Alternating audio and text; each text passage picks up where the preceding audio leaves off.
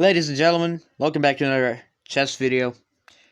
Today I just looked around my archive, looked at my recent games I played on chess.com, booted up the app, resumed my streak, then played a couple puzzles on Lead Chess, and I accidentally went on my archive and found a game when I played against a YouTuber with 11,000 subscribers. And the YouTuber is 470 on Elo. I'm higher, but I'm not gonna flex in today's video. So today I played I found 4 games. I picked out out of 20 games, I picked out four. The first game is against an 1100. Next 2 games are against 800s, and then the last one is the YouTuber. Buckle up, it's gonna be really fun. And of course, never forget hit that subscribe button. I'm gonna make more chess recaps while I'm making larger videos in the future that need more time. And yeah, I'll just let's go to the video. Okay, so first out of the sour, I'm presenting a chess game. So let's begin. E4. I have what pieces do I have? I have the white pieces. Oh, sorry, I just leaked the result. Let's say I won these 2 games. I've done this part before I did the intro again, so whatever. E4, E5, Knight f3, and C5. This is the Bushgas game, but first of all, that pawn looks way too free. The answer says otherwise. But I go here, the bishop's opening the boy variation, which is, I don't know how to call it. I take the pawn, because why not?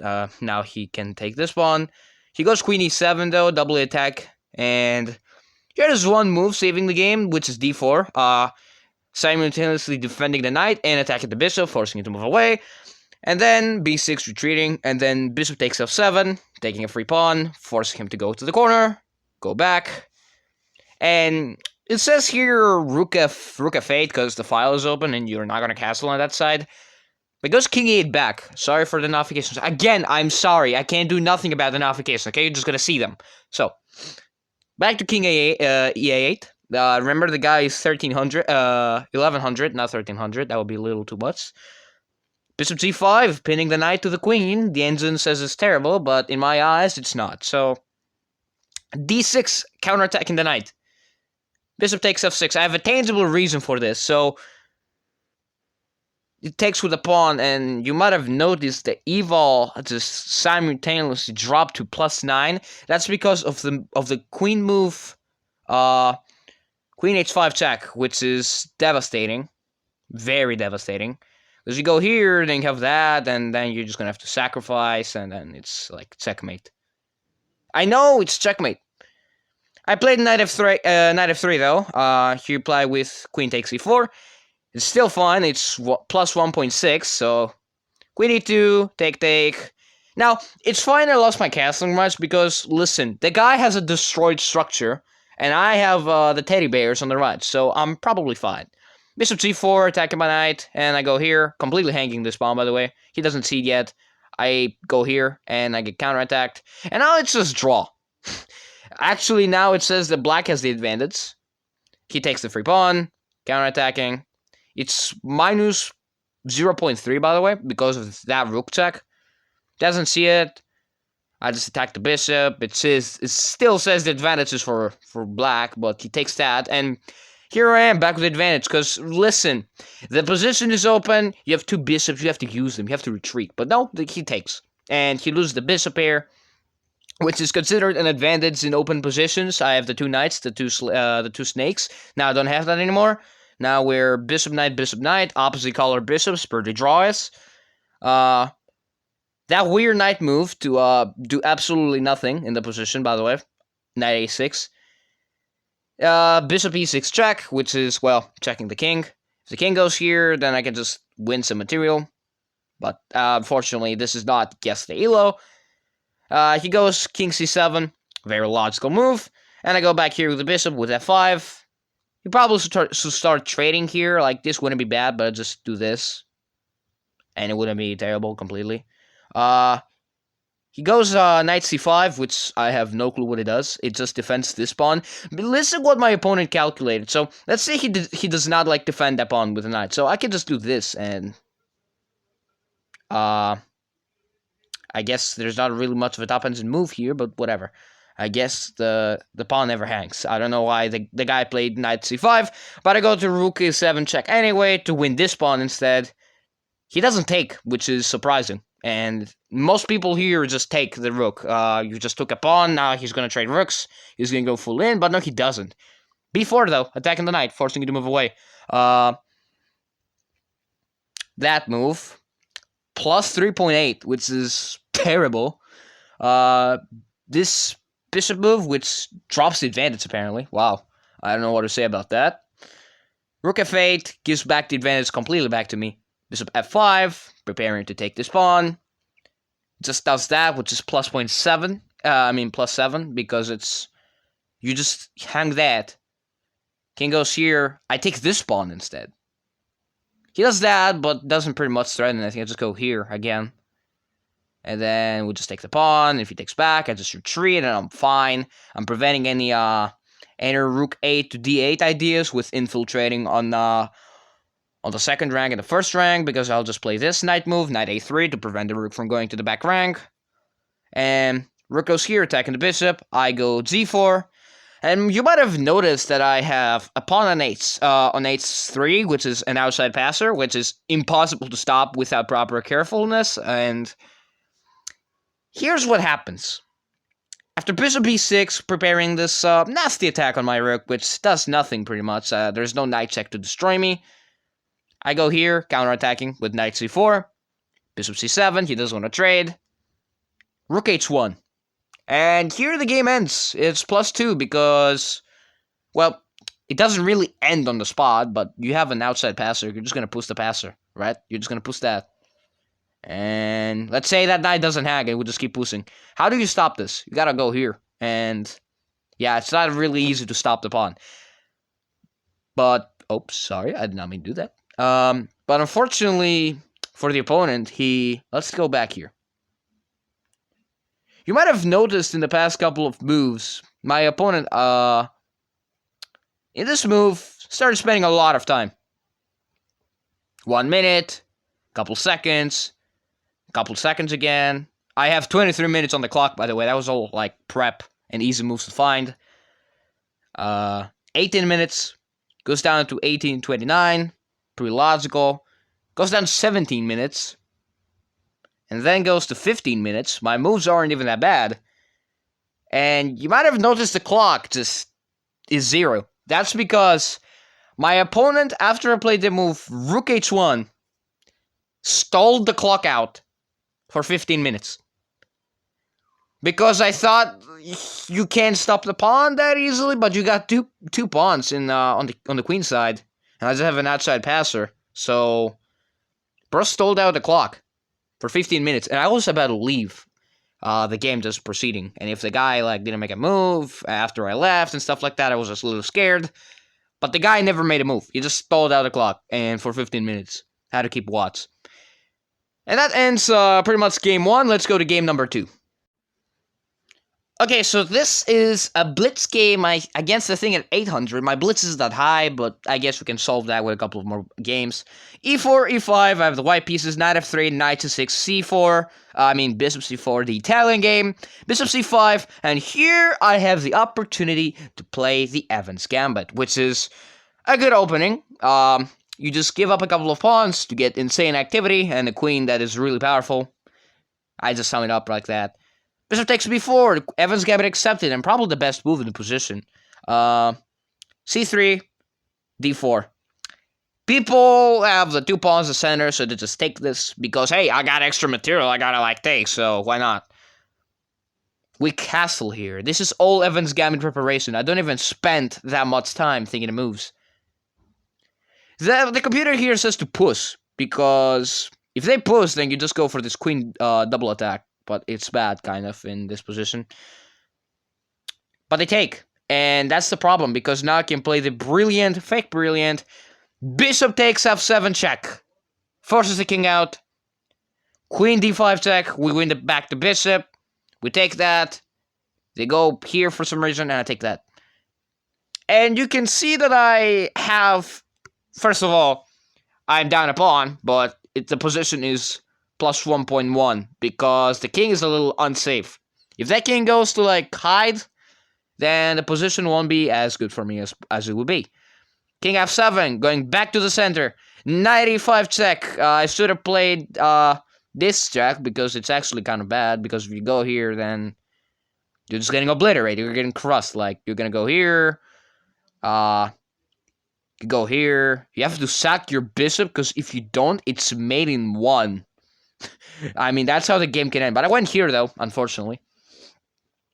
Knight takes e5, queen takes e5. Preparing this, which is not the greatest thing I've ever seen. Queen h5 check. I should have gone, well, bishop b2. It was a blitz game. Don't forget about that. King c8. And knight to c3. The position says dead draw for some reason. I mean, it's bananas. Because of 1 pawn down, by the way. Never forget that. Knight c6. Back to the advantage, back to white. Queen d5 check. Went to the corner. Bishop g5, attacking the queen. Queen e8. And then we go knight b5, threatening the weakness. Queen e5, threatening the queen trade. Now, of course, I might be down a pawn, but I can equalize. So, queen takes e5, knight takes e5, knight takes c7. Rook has to go. Then I go rook a to b1. Because, well, I'm targeting a weakness here. h6, attacking my bishop, but then I counterattack this pawn with e3 with the bishop. Guy goes here, and the eval bar is questionable. That's because it loses to bishop takes a7, which is wins the rook. Simply just wins the rook. We got rook g6. Taking a rook for free. I guess that's not as much of a threat. Like, it looks scary, but it's not. Because you're just going to go to the corner. He should have forked here. But it's bad for him. He's losing the material. I might be losing a rook, but winning a rook for free is better than trading a bishop for a rook. Like, let's go back here. Let's go back here. Takes a 7. Should have gone here. Because then it would have been a trade. And not a full rook down. Instead, you go knight h4. No, wait. You should have gone here. Fork the rooks. I'm just going to go here and then take this. You would still be down a whole piece because you gave a rook for free. You shouldn't have given a rook for free, but instead you gave a rook for free and played knight h4, threatening a pawn. But it gets completely countered with pawn g3. Knight f3. Threatens the fork again, but it gets prevented with rook b to d1 or rook f to d1. It doesn't really matter. Rook c5. I don't know what that does. Don't ask me. I'm not a grandmaster. I'm just 1,000 on rapid and 800 on blitz and 1,100 on fist at random. I should make a fist at random chess game, honestly. h4, which is, well, in all of our games we have to play the move h4. Like, have you not played the move h4 in your life? Come on. Rook h5.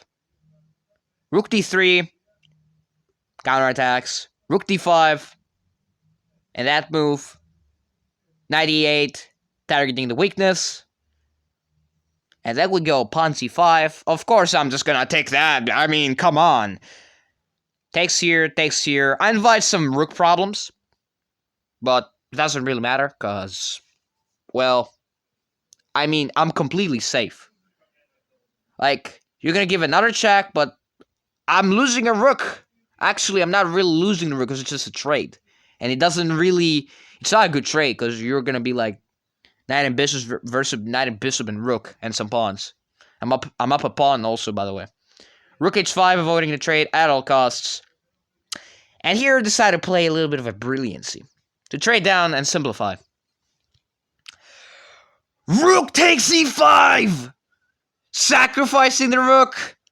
Because once you take knight f7 check is a fork. And then boom, boom, boom, and boom.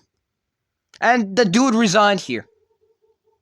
Because bishop and knight, bishop that's opposite color by the way, and 3 pawns can easily beat a lone bishop and 2 pawns.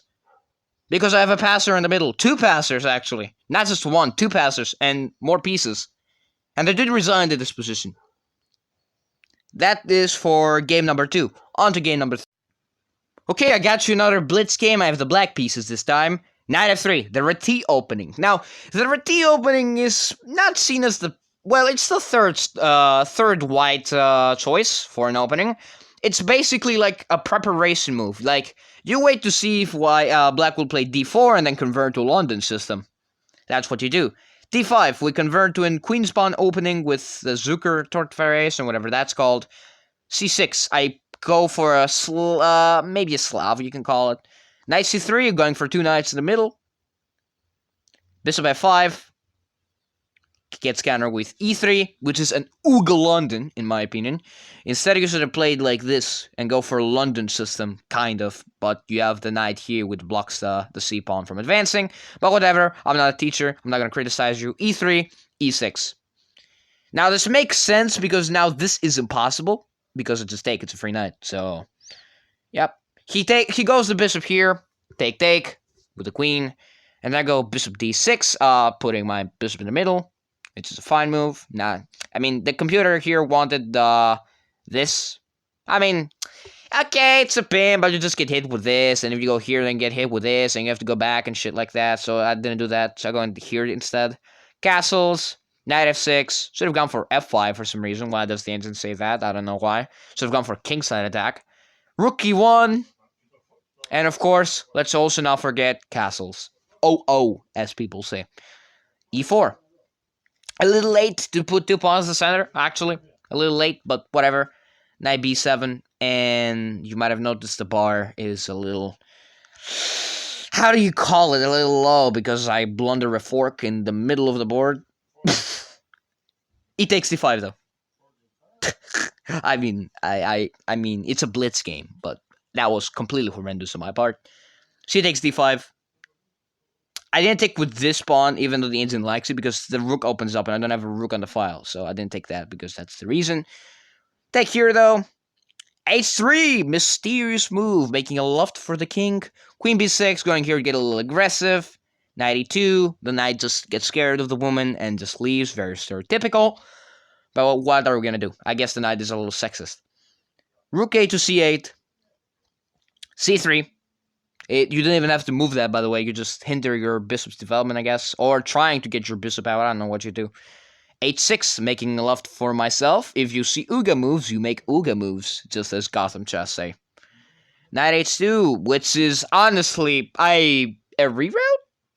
Maybe it's a reroute. I don't know what that is. Maybe, I don't know. e5. Crass in the center. Queen f3. Targeting a pawn that's defended by the knight. e4. Attacking the queen. Whoa. Queen f5. And I had an opportunity to, like, trap the queen.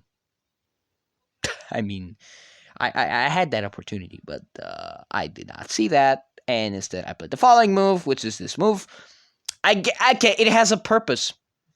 The purpose is to get that knight. And again, I have the queen trap, but I did not see it. And again, I have the queen trap. Oh my god, I love low elo chess. Knight takes h5 to stop the mate. I don't have it now. But I can play bishop takes h2, which is a free knight, in my opinion. Queen has to go. Take my bishop out because it's going to get trapped. Bishop comes here. Little scary, but if you know how to play it, you're not going to get destroyed. I kind of opened my king a little bit. It's not the greatest move I've ever played in my life. Queen takes h6. Should have taken the knight, though. Why did not take the knight? But why? Knight h7. What does knight h7 do? It stops, let's say I didn't play knight h7, I played this. It stops this, which is a fork in your ass. And then you just win that. And the engine says you must not take, which is insane because of that move. I don't know what that does. Don't ask me. Knight h7, though. Rook e3. Prepares a nasty checkmate attack on myself. I stop it with bishop f4, which is a fork. This is why you shouldn't bring your rooks. You shouldn't bring your rook. When you have a dark sword bishop, it's gonna be like diagonal attack to the queen and the rook. You shouldn't do that. Don't do rook lifts without a reason. f4, bishop f4. Does that, I guess you can say it's something, but it's bad because F takes c3, and my queen is here, and covers literally everything. The other rook comes to the party. Knight c5. What does knight c5 do? It stops the rook from coming to f4. Well, not really. It stops the rook completely to move. Like, it stops him from going to any position. The guy with this brilliant mind of his goes rook f4, hanging the rook completely. And of course I take. And in this position, my opponent resigned, because you're down two rooks. You're like down 12 points of material. And then I rematched this guy 2 times, and he won twice.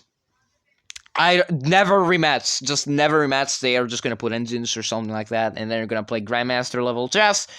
Let's go to the final game for today. I went around my archive recently, and I found this move, this game. It's just probably Cole. You know the YouTuber, Cole. He's a 470 on Blitz. He's good. He's actually good for 470 to find checkmates after the game is ends, and like, he's good for a 400. Like, I haven't seen 400 play like he does. He's actually better than most 400s out there. Some 400s eat their pieces, kind of. As you can see, the game is already evolved. Yes, there was a rook sacrifice. That was a brilliant move. You're going to see that soon. I have the black pieces. E4. E5. C4. Bishop C4. This is a mini Italian called Bishop's Opening. We have a transposition to an Italian here. The Italian game, the 2 knights, modern Bishop's Opening. Fried liver opportunities, but my Cole doesn't care about the fried liver, which is surprising. Most beginners just unquestionably go for this move. But I guess counter it with this, because trading your rook for 2 pieces is actually better for you. 2 pieces are better than a rook and a pawn. Cole, if you're watching this, then you learned something new today. Castles to stop any like fried liver ideas. Knight c3. h6, mysterious move, stopping knight g5 for no reason whatsoever. Knight d5, knight takes d5, bishop takes d5. Okay, it's just a trade of knights. And then I play d6, solidifying my center a little bit. Because once he takes my knight, then it's actually just a trade. I'm not losing a pawn. And here the 470-ism kicks in. Knight h4. Hanging a knight completely. Of course, I see it. It's a blitz game, but I still see it. Surprising. H3, creating a lot for the king. I don't hate that move, but I don't know if it's necessary right now. Can I sacrifice here? Whoa! I can sacrifice! Whoa, I can sack! Oh my. I can sacrifice. And then go back. And then take this pawn. And you're gonna have to start sacking material because you have to stop mate. Wow. I think no, you don't have to sacrifice material. I'm stupid. Just ignore me, okay? Just ignore me. H3. Knight b4. Knight b4 is what I play. Just attacking the bishop. Want to trade, but bishops are better than knights. Let's be real with ourselves here. Bishop e3 doesn't want to trade. Very logical for 400. Bishop e6. At first, this looks like the doubling of your pawns. But you have an open f-file. This move, this trade, opens up my f-file, which is devastating. Let's say black does nothing and attacks this knight, then I'm just going to go here. And it's like borderline checkmate. You're getting attacked violently. King h1 doesn't even trade the bishop, but I'm up in material, so I just take, you know. I mean, why not? Takes with the a pawn. Correct pawn as well. It's better to take closer to the center, so you can solidify it, even if you have double pawns. Knight c6, reroute. Kind of reroute my knight to a better square if I find one. F4. You shouldn't be going aggressive when you're down material. Actually, no, you should be going aggressive. But F4 is very risky because your king is there. But if you're down material, you gotta go for the king. So, brilliant. I guess I kind of contradicted myself here. F5, which is apparently Stockfish's top engine move. I guess we just keep a little bit of tension in the game. F takes e5. F takes c4, opening up the rook, open file, rooks are having a staring contest. E takes d6, bishop takes d6, threatening some nasty ideas with the bishop, probably going queen g3, queen h2 checkmate. This is the idea probably. D takes c4. Free pawn, I mean, not a really free pawn, what am I talking about? But is it better to recapture or go aggressive? I'll tell you what, it's better. Go aggressive. Rook takes f1 check. Normally, you shouldn't be trading down your rooks. You shouldn't be the one making the trade because you surrendered the entire file. After this, I just replaced my rook and I'm fine, completely fine here. And here some mistakes happen. Queen e2. It's mate e9, but I'm not gonna see mate e9 in the blitz game, okay? Rook f2. Logical move attacking the queen. Queen e1 and queen g3 is apparently given a mistake. I don't know why it's a mistake. I'm not gonna sit here and talk about why it's a mistake. I guess the queen just goes here and you just hide. Then you throw in this and some mates somehow. I don't know. I don't know why it's a mistake. Bishop e3 though. Looks like it's attacking the rook. But my idea was rook takes g2.